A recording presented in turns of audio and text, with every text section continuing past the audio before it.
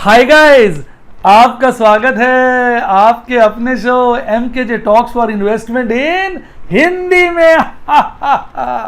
भाई कैसे हैं आप? तो आज आपने देखा जी आज बाजार ने जो है नीचे की तरफ कमाल दिखाया। बाकी सभी बातों की चर्चा हम अपने आज के प्रोग्राम में डिटेल में करेंगे। तो आइए प्रोग्राम शुरू करते हैं। सबसे पहले बाजार आज में निफ्टी 50 का चार्ट आपके सामने आ गया है।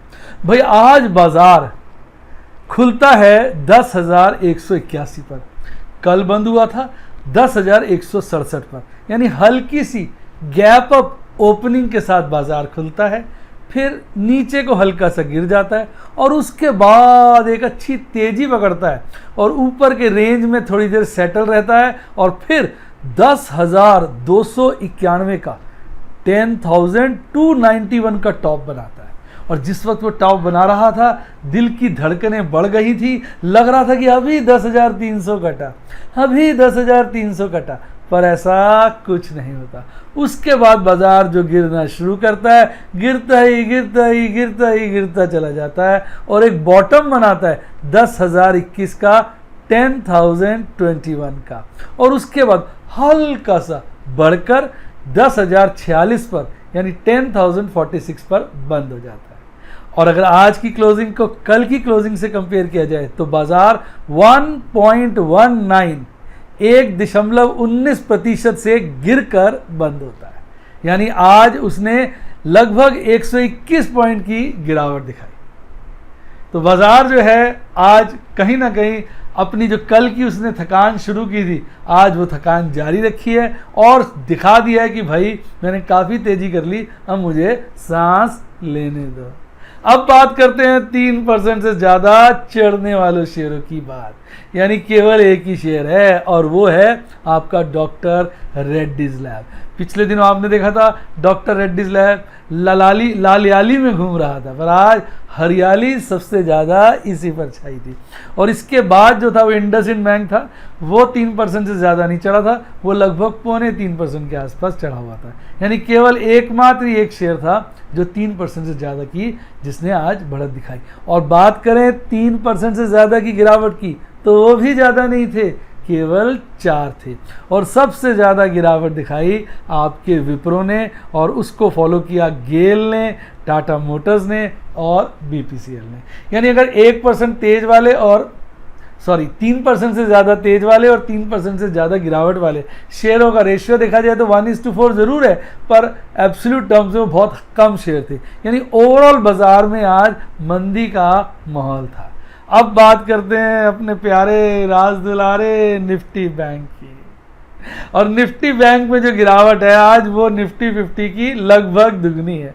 निफ्टी 50 में गिरावट थी 1.19% की और निफ्टी बैंक में गिरावट ही रही 2.18% की। जैसा कि मैं आपको सदा कहता रहता हूँ कि निफ्टी बैंक निफ्टी 50 के मुकाबले ज़्यादा वोलेटाइल है, ऊपर भी तेज़ी से जाता है और नीचे भी तेज़ी से गिरता है। आइए देखें इसने आज अपनी किस तरह से दिनचर्या व्यतीत करी। बाजार में आज निफ्टी बैंक खुलता है 21,295 पर, जबकि कल बंद हुआ था 21,187 पर। लगभग वैसे ही मूवमेंट है जैसे निफ्टी 50 की थी, बस परसेंटेज मूवमेंट ज़्यादा है।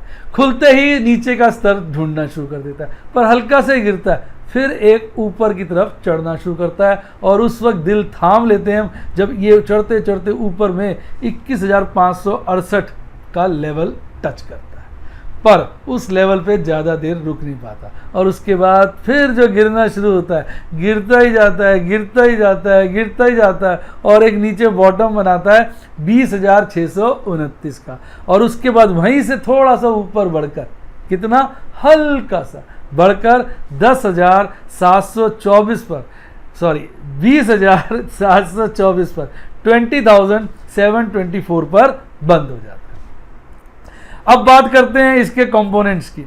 अब इसके मैं टोटल आपको बताया 12 शेयर हैं, 12 में से 4 हरियाली में थे और 8 लालियाली में थे, यानी हरियाली और लालियाली का रेशियो बनाया जाए तो 1:2 था, यानी गिरने वाले शेयरों की संख्या चढ़ने वाले शेयरों से दुगनी थी। तो जो साफ और स्पष्ट करती है कि आज अपना निफ्टी बैंक काफ़ी ठंडा पड़ा हुआ था। आइए अब बात करते हैं एमकेजे स्टॉक टॉक्स की। और आज मैं आपके लिए एक बड़ा लार्ज कैप निफ्टी 50 का एक प्रमुख शेयर लेके आया हूं और उसका नाम है लार्सन एंड टुब्रो, जिसको प्यार से हम LNT कहते हैं।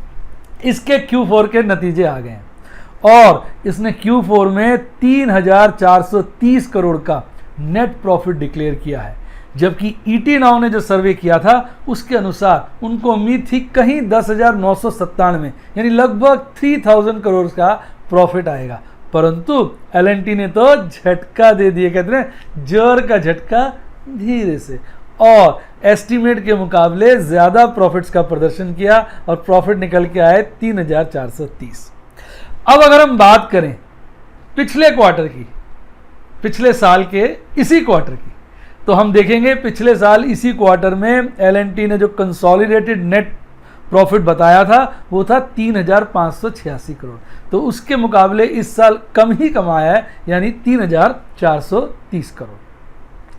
इसमें अगर हम देखें जो नेट प्रॉफिट है, जो स्टैंड अलोन जिसको हमने कहना चाहिए, नेट प्रॉफिट जो है ओनर्स ऑफ द कंपनी कहा जा रहा है, वो जो निकल के आ रहे हैं वो आ रहे हैं लगभग 3,197, जबकि पिछले साल इसी क्वार्टर में जो प्रॉफिट थे वो थे 3,418।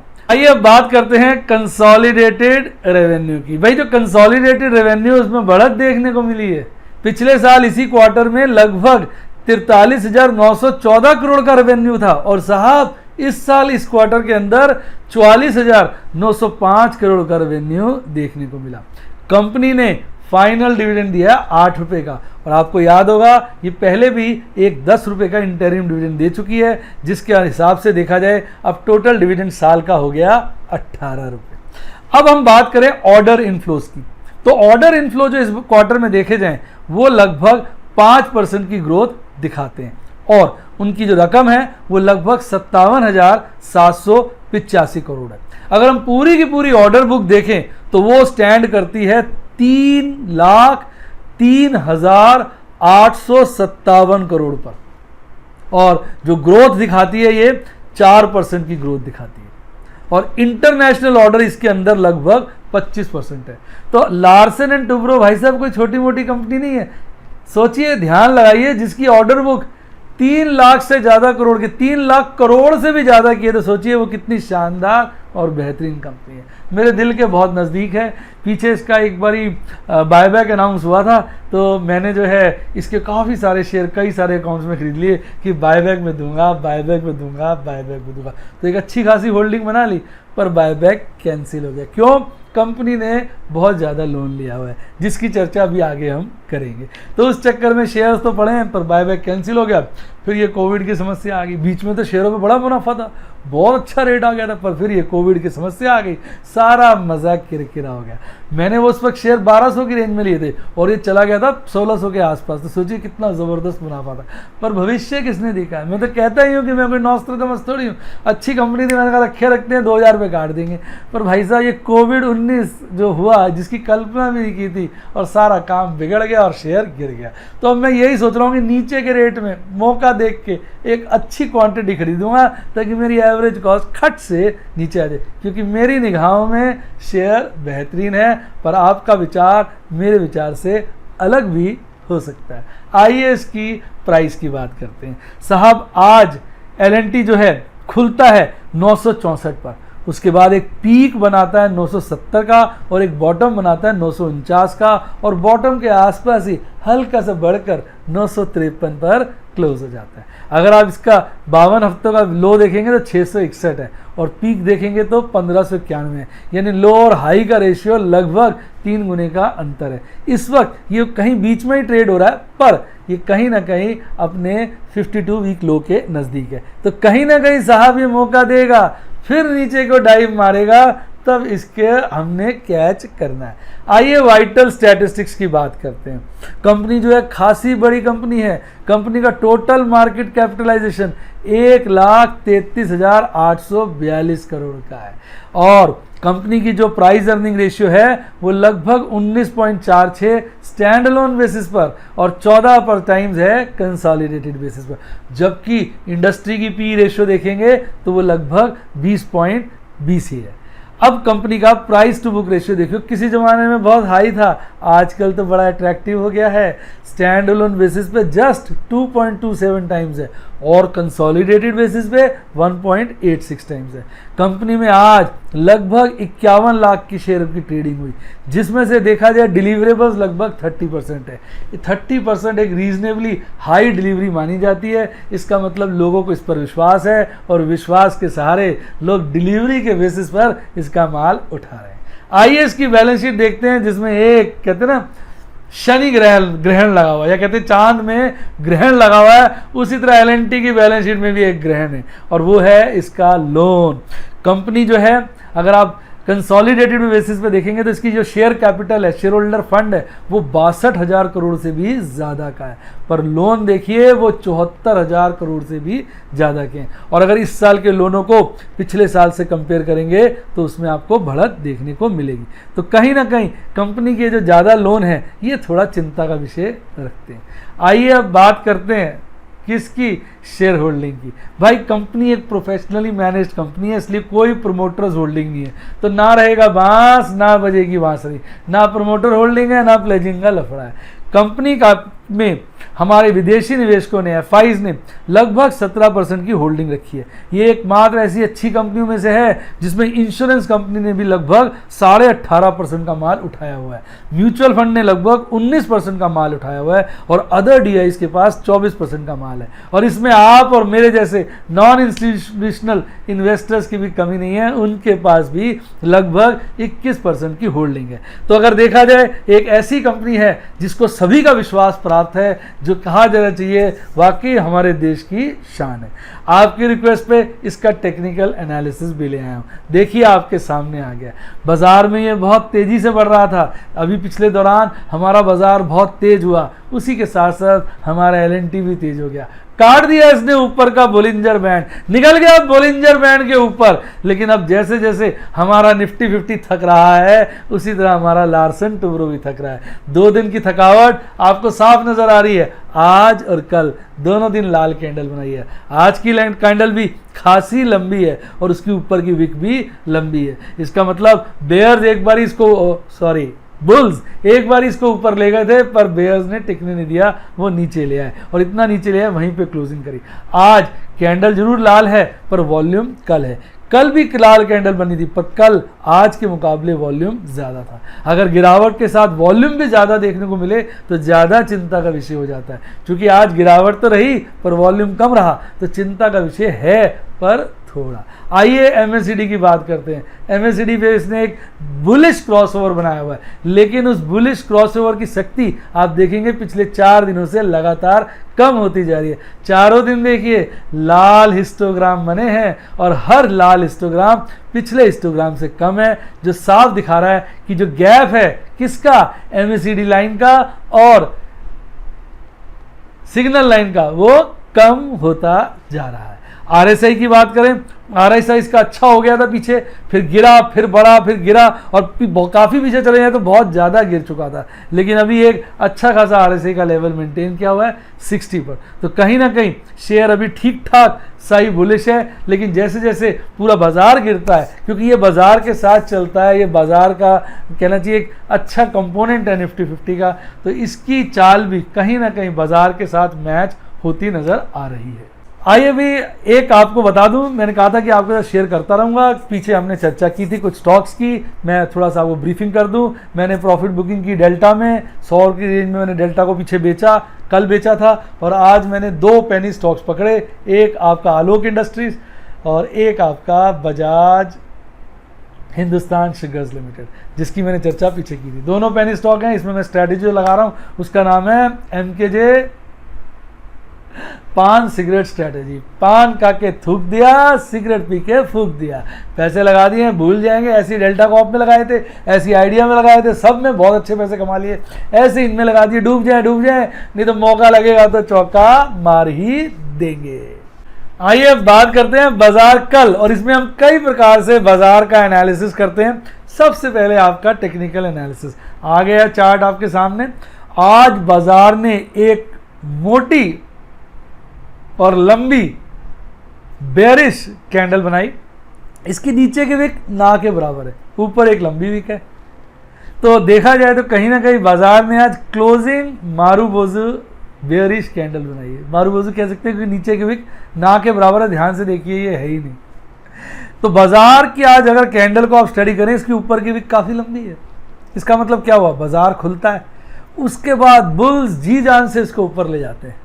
तो शुरुआत में बुल्स माहौल पैदा कर देते हैं कि भैया आज हम फिर छक्के मारेंगे, पर बेयर्स एकदम बाजार पर हावी हो जाते हैं, बुल्स को दबा देते हैं और कितना ऊपर वो लेके गए होते हैं, सारा का सारा वो नीचे तो लाते ही हैं और ओपनिंग प्राइस से भी काफ़ी नीचे ले जाते हैं। और जितना नीचे ले जाते हैं लगभग वहीं बाजार को बंद कर देते हैं। यानी आज की कैंडल इस बात का साफ संकेत दे रही है कि बेयर्स बुल्स पर हावी रहे, ये मानना पड़ेगा। अब देखिए पीछे दो गैप क्रिएट हुए थे कैंडल्स में, एक मैंने दिखाया येलो कलर के एरो से और एक दिखाया पर्पल कलर के एरो से। येलो कलर का एरो वाला जो गैप था वो तो अगले दिन ही भर गया था, आप देखिए, और आज की कैंडल भी उसी गैप के आसपास घूम रही है क्लोजिंग।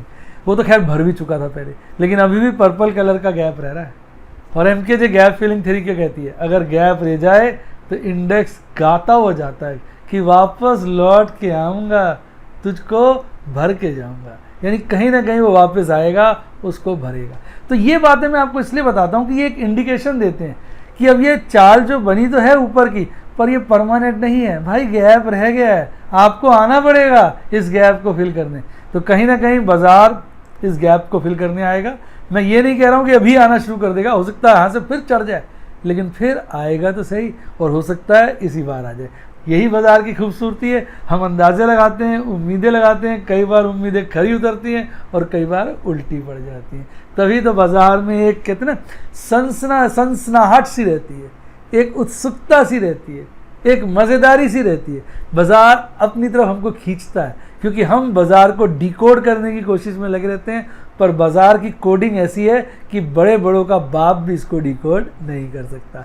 कैसा लगा डायलॉग कमेंट में बताइए, मज़ा आया तो वीडियो को लाइक करिए। अब बात करते हैं बोलिंजर बैंड की। तो भाई साहब कैंडल तो आज की भी बोलिंजर बैंड के अपर बैंड के नज़दीक है। ये बात ज़रूर है कि उसने उसका साथ छोड़ दिया है, पिछले कई समय से उसको क्रॉस कर रही थी और उसको चिपक के चल रही थी, आज अपनी चिपकाहट को छोड़कर नीचे आ गई है, कहीं ना कहीं उसको छोड़ दिया है। हो सकता है अगर ये गतिविधि आने वाले दिनों में रहे तो बाजार और नीचे के दर्शन दिखा सकता है। बाकी ऑपरेटर की नगरी है साहब, ऑपरेटर मालिक है, हम सोच रहे हैं गिरा देगा पर वो चढ़ा देगा। तो जैसा हम सोचेंगे उसका कहीं ना कहीं उल्टा ही बाजार में देखने को मिलता है।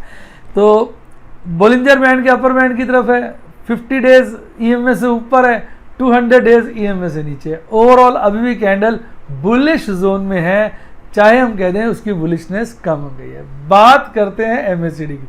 कल जो लाल हिस्टोग्राम बना था तो आज भी लाल हिस्टोग्राम ही बना है और आज का हिस्टोग्राम कल के हिस्टोग्राम से कम है, जो इस बात का साफ संकेत दे रहा है कि एमएसीडी लाइन और सिग्नल लाइन का गैप आज और कम हो गया।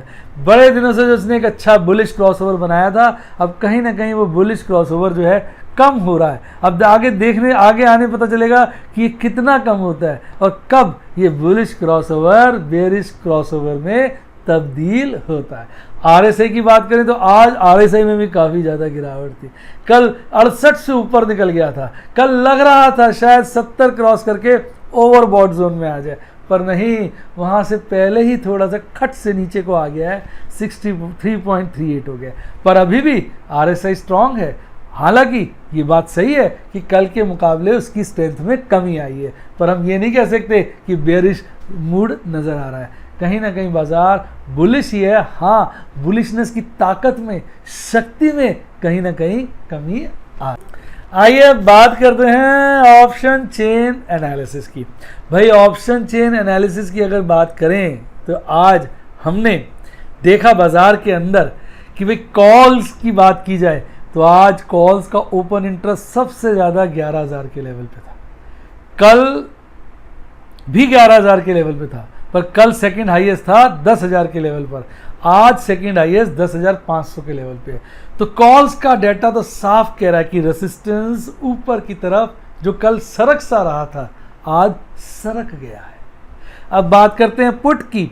पुट का ओपन इंटरेस्ट आज भी वहीं बरकरार है जहां कल था, आज भी वहीं मैक्सिमम है 9000 पर, और 9000 पे तो आज बड़ा है, और सेकंड हाईएस्ट है 9500 पे, वहाँ हल्का सा घटा है पर बराबर का है, और 10,000 पे भी हल्का सा ना के बराबर, केवल 1000 से बड़ा है।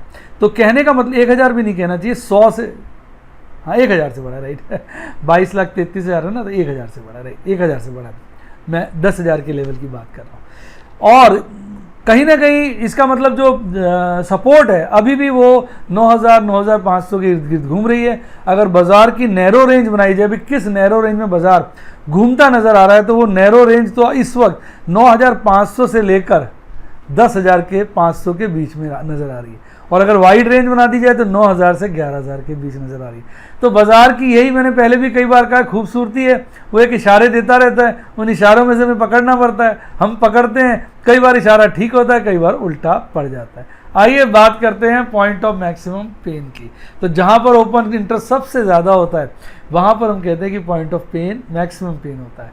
तो अभी और आज और कल की स्थिति बरकरार है और ज़्यादा परिवर्तन भी नहीं है। Highest maximum point of pain जो है वो 9000 है और सेकंड हाईएस्ट 10,000 है। 9000 पे आज टोटल ओपन इंटरेस्ट बढ़ा है, हालांकि 10,000 पे हल्का सा गिरा है। तो कहीं ना कहीं जो पॉइंट ऑफ मैक्सिमम पेन तो यही कह रहा है कि बाजार का जो केंद्र है वो ऊपर की तरफ नहीं नीचे की तरफ है। अगर इसको हम सही माने, इसके इंडिकेशन को ठीक माने, इसके इंडिकेशन को करेक्ट माने, तो आने वाले दिनों में बाजार में गिरावट देखने को मिल सकती है। बाकी मैं बार बार दोहरा देता हूं कि साहब कई बार आप कहते हैं सर आपने ये कहा था हुआ नहीं, भाई हम जो डेटा बोल रहा होता है हम वो कर रहे होते हैं। सचिन गेम अच्छा खेल रहा होता है, छक्के पे छक्के मार रहा होता है, तो हम कहते लगता है सेंचुरी बन जाएगी, पर अगली ही गेंद में अगर वो कैच आउट हो जाता है तो हमें कहना ही पड़ता है यार सेंचुरी बन नहीं भाई। यही स्थिति हमारी यहाँ होती है, कहीं ना कहीं हम कमेंटेटर बन के रह जाते हैं। ऑल्दो कोशिश करते हैं कि जो डाटा है उससे थोड़ा निष्कर्ष निकालें, और वो निष्कर्ष मेजॉरिटी टाइम आपने देखा है खुद अपनी आंखों से कि ठीक भी होता है, पर 100% गारंटी इस बाजार में तो नहीं है। आइए बात करते हैं आपके प्यारे राज दुलारे FIs DIs की। तो FIs DIs की बात करें तो भाई आज FIs DIs की चर्चा करें तो हमें ये देखने को मिलता है कि FIs ने आज भी नेट खरीदारी करी, DIs ने आज नेट बिकवाली करी, और आज भी कल की तरह कुल मिलाकर नेट बिकवाली हुई। बात करें FIs की आज नेट खरीदारी 490 करोड़ की थी, जबकि कल नेट खरीदारी 813 करोड़ की थी, यानी आज नेट खरीदारी कल के मुकाबले कम थी। और नेट बिकवाली DIs की आज 733 करोड़ थी, जो कल के मुकाबले कम थी, क्योंकि कल जो नेट बिकवाली थी वो 1238 करोड़ थी। इसके चलते क्या हुआ, अगर हम दोनों का डाटा जोड़ लें तो आज भी नेट बिकवाली निकल के आई, पर वो कल से कम थी। कल नेट बिकवाली थी 424 करोड़ के आसपास और आज थी 242 करोड़ के आसपास।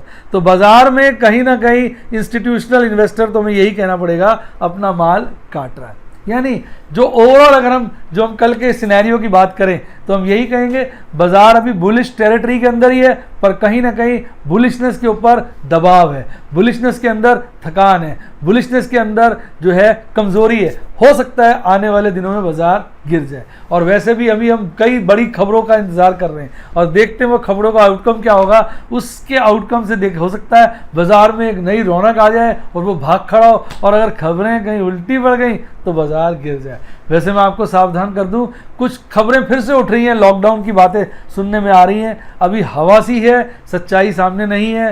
कोविड के केसेस सुनने में आ रहे हैं कि बढ़ गए हैं, तो इसके चलते स्थिति अभी भी चिंताजनक बनी हुई है। तो देखते हैं बाजार इन चिंताजनक बातों को देखते हुए कैसे रिएक्ट करता है, आने वाले दिनों में पता चलेगा।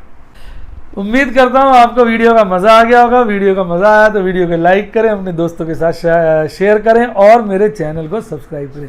सब्सक्राइब के साथ साहब ज्वाइन का बटन है उसको दबा दीजिए। दबाते ही आपको 3 ऑप्शन मिलेंगे।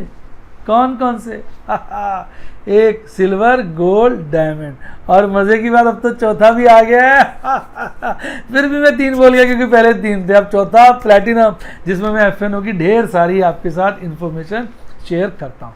सिल्वर में जनरल चीज़ें, सिल्वर वालों की एक अच्छी खुशखबरी है, मैं कुछ उसमें उनके लिए वीडियोस भी आजकल डालता रहता हूँ, एक आध दिन में और लेके आऊँगा। आज गोल्ड के लिए तो टेक्निकल एनालिसिस बीच बीच में पहले ही कर देता हूँ, और आज मैं एक वीडियो लेके आया था आपके प्लैटिनम के मेंबर्स के लिए, जिस पे मैंने अपनी FNO की जो बड़ी विकट सी स्थिति बन गई थी, एक बड़ा भयंकर सा मैट्रिक्स बन गया था, जिसको मैंने डिटेल में समझाया था। उम्मीद करता हूँ कि प्लैटिनम के मेंबर्स को वो मैट्रिक्स समझ में आया होगा। वैसे बहुत डिफिकल्ट था, मैंने वीडियो में ही बोल दिया था कि समझ में आना जरा मुश्किल हो सकता है।